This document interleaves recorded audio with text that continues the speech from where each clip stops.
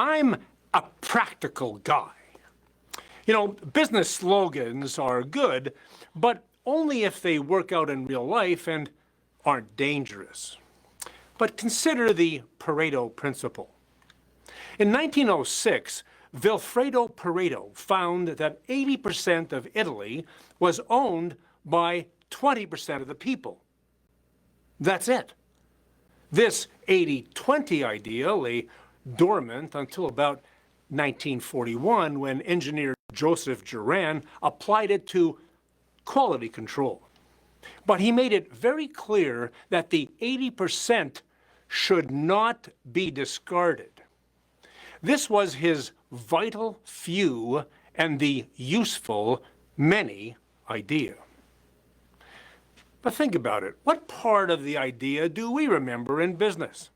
Likely just that 80% of our results come from 20% of our clients. So we slash 80% and focus only on the 20%. Exactly contrary to the research. Now, you should know that subsequent researchers have managed to squeeze many disciplines into the 80-20 rule, including occupational health and safety, engineering and quality control, and health and social outcomes.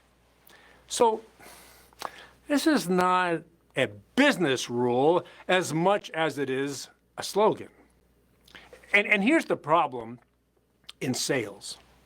While it may be true that 80% of our results come from 20% of our clients, we can't forget that the 20% likely takes 80% more effort to find, sell, and manage.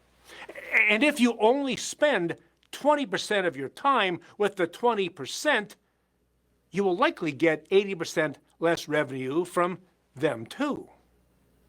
Plus, working with only 20% of your clientele is much riskier because losing just one case is 5 times as punitive.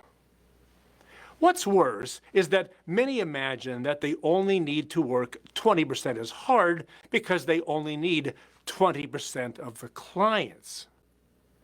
That makes us less productive, less experienced, and less expert due to an obvious lack of practice. So, please don't misread Pareto if you want to be your best.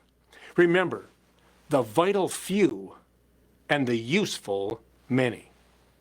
Hey, did you know that my keynotes are chock full of great ideas just like this?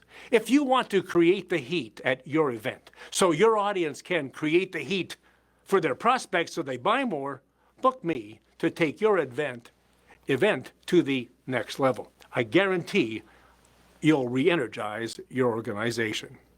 God bless, and we'll see you again next week.